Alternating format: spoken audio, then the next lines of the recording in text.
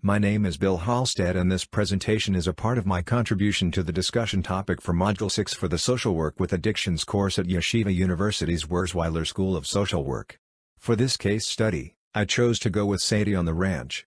I will discuss Sadie's specific case and make a provisional diagnosis based on the presented facts of the case. I will then discuss different evidence-based practices regarding the case study. I will also discuss the aspects of the domestic violence as they relate to the laws in the state of Colorado where I live and am employed as a caseworker for the El Paso County Department of Human Services. Sadie Richards was referred to a colleague by the crisis worker at the Crutchwater City Temporary Assistance to Needy Families office. The intake worker had sent her across the hall to crisis after completing Sadie's application with her. The following information comes from the intake worker, the crisis worker, and a mental health worker at a rural clinic who had seen the client when she was a teenager and first pregnant 6 years ago. The following information came from a case study by Dr. Tim Conley in 2020. In this specific case study, we have been presented with Sadie Richards. Sadie is a skinny, dark-eyed 26-year-old female, and she was one of 4 children born to her parents, who own a farm/ranch near Fargo, North Dakota. She completed high school but never earned her diploma. Sadie's mother was frail, and Sadie stayed with her too much during her senior year. She is adamant that she is not a dropout. Her oldest brother was an alcoholic who died falling off an all-terrain vehicle when he was the same age she is now. Sadie's father, Rob Sr., has not had another drink since that day. Her mom, who was already thin, grew even thinner after this and spent some time in the hospital to gain weight. Her mother died late last year from a weak heart, the same condition that her maternal grandmother had. This is a condition all of the Reichenbach women have, explaining why they are also thin. Sadie has 2 older sisters, Katie, 31, and Sue Ann, 29. Katie went into the Army right out of high school and married a Catholic man from Puerto Rico, where she now lives with 6 children and his extended family. Her sister, Sue Ann, has not married, and Sadie implies that Sue Ann is a lesbian, something with which Sadie may have some issues. Sue Ann has stayed on the farm that she helped her father modernize. They currently raise sugar beets and hogs and make the most of federal farm subsidies.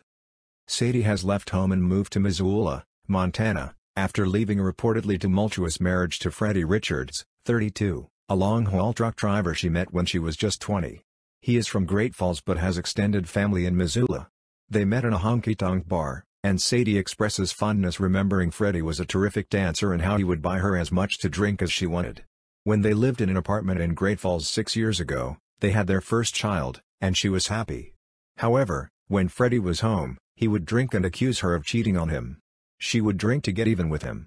He became physically abusive but would not hit her after she got pregnant with a second child. He would always threaten to hit her after the baby was born, though, causing Sadie to experience fear. She became pregnant with their second child, Michael, and there appears to have been no physical abuse. The bodily abuse resumed after Michael's birth. To escape more physical abuse, Sadie lied to Freddie, telling him she was pregnant when she wasn't. She did get pregnant with her third child, Peter, but Freddie is not Peter's biological father, and he is unaware of that fact. Sadie discloses that she is afraid that Freddie would kill them if he found out the truth. She is fearful that he will find out if this information were to be written forms for public assistance. Despite the requirement to report Peter's biological father's information to qualify for TANF, Sadie refuses to disclose this information. Sadie has since left Freddie with her children and has been staying with her sister-in-law, Sarah, in Missoula. She will not be allowed to stay there because her children and Sarah's dogs do not get along. She has to leave once her welfare checks start.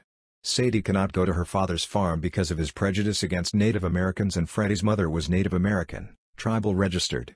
She will not take her children and stay with Sue Ann because Sue Ann and her friends are weird and she would never live with them. She is pretty adamant about that fact.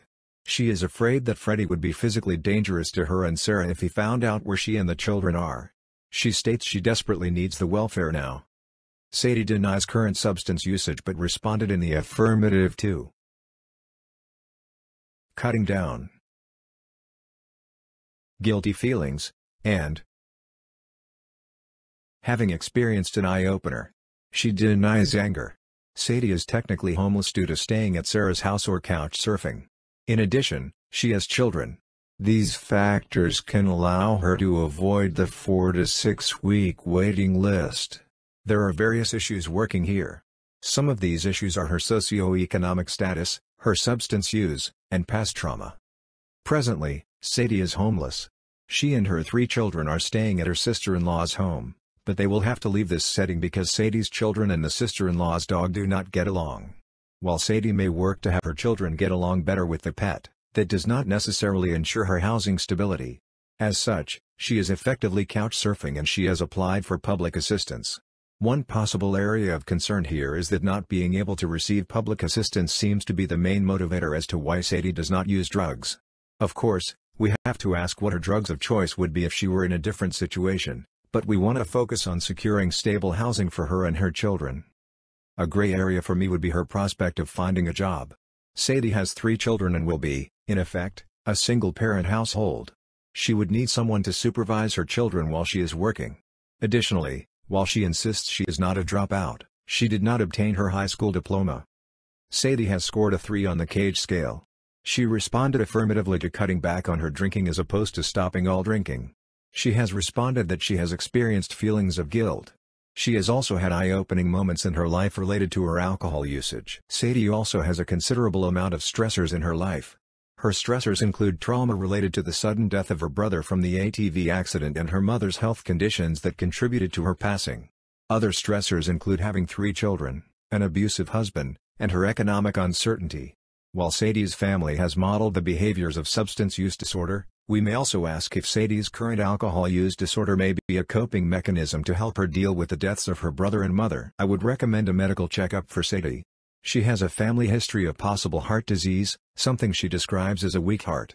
Continued alcohol use can cause further damage to her heart if left untreated.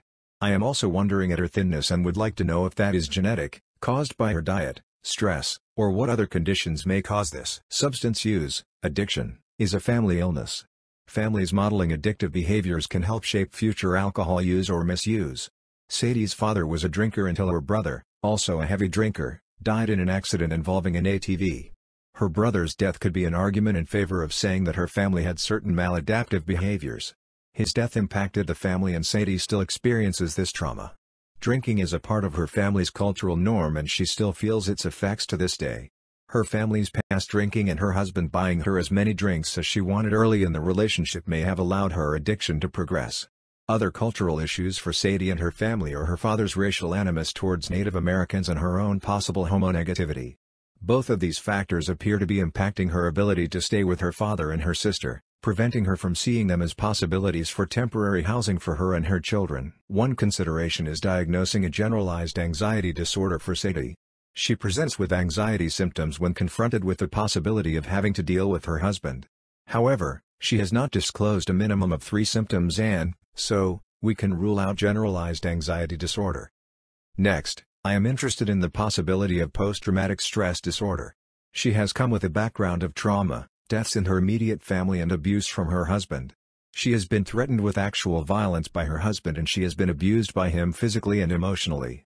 She demonstrates avoidance behaviors regarding her husband, indicating intrusive and distressing memories associated with the past abuse.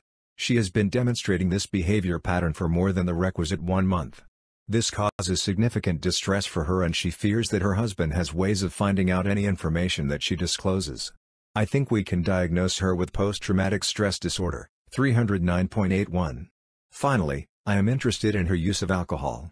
Sadie reports that she has cut down on her drinking, but her Cage score of 3 still indicates that she is at high risk for alcohol use disorder.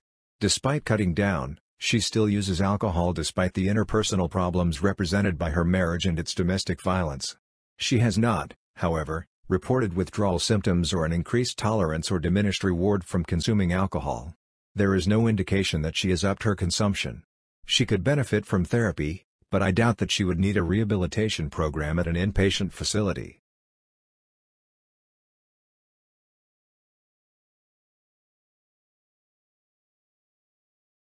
One of the first steps that I would be interested in would be devising a medically informed genogram with Sadie.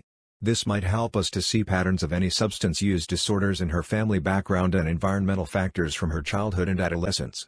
Research indicates that family therapy could be an appropriate approach here.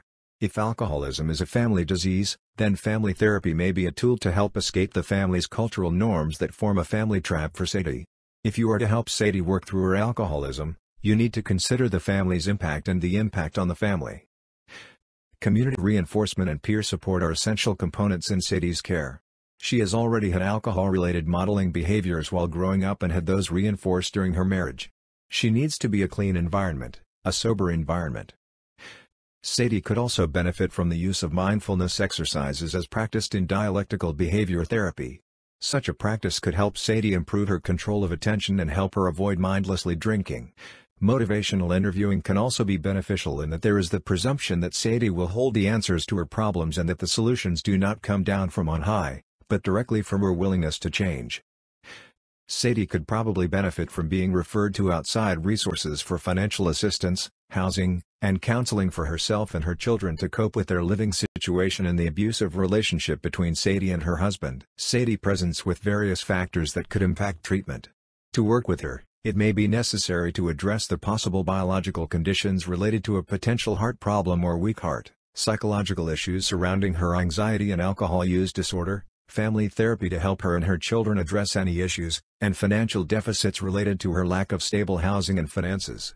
Fortunately, there are some possible approaches to help her with her issues.